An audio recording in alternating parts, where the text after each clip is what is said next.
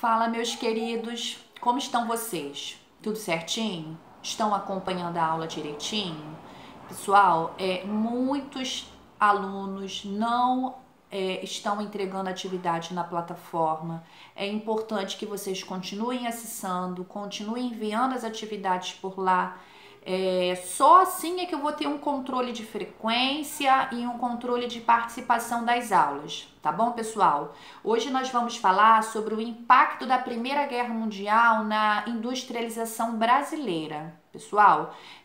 Então, quando acaba a Primeira Guerra Mundial, mesmo os países que saíram vitoriosos, né, como Inglaterra, França, Estados Unidos, eles tiveram uma dificuldade, né? Eles precisaram se reorganizar como países novamente. Então, o Brasil, que sempre foi um importador, né, de produtos desses países, então ele vai encontrar uma brecha para que ele tenha um impulso na economia industrial, tá?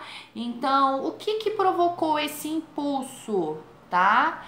O fato dos países estarem se reorganizando economicamente e também o fato de aqui no Brasil a gente ter uma mão de obra imigrante que chegava, né, principalmente na região do Rio de Janeiro e de São Paulo, aqui no Sudeste, né, para trabalhar no setor cafeeiro, e também a gente tinha verba do setor do café para que se investisse nessa industrialização brasileira. Então, havia uma euforia econômica motivada pela ausência da concorrência, né, de outros países e também uma mão de obra disponível para que se pudesse trabalhar nessas fábricas, tá? Então, os operários imigrantes, eles também vão estar trazendo ideias que circulavam também na Europa e vão contribuir também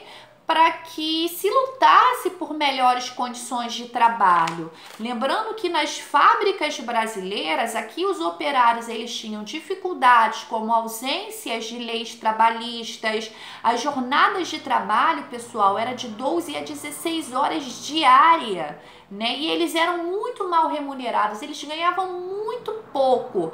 Então logo vai se iniciar as primeiras greves, principalmente no Rio e em São Paulo, tá? Houve uma violenta greve em São Paulo no ano de 1917, pessoal. Lembrando que 1917 foi o ano da Revolução Russa, hein? Tá? Houve essa grande revolução também. E a partir dali, dessa grande greve, eles vão começar a lutar por melhores condições de trabalho, por melhores salários, enfim, por tudo que estava ali de fato prejudicando a eles também. Eu já havia falado num vídeo anterior sobre a formação, na verdade a fundação do Partido Comunista Brasileiro, tá? No Brasil.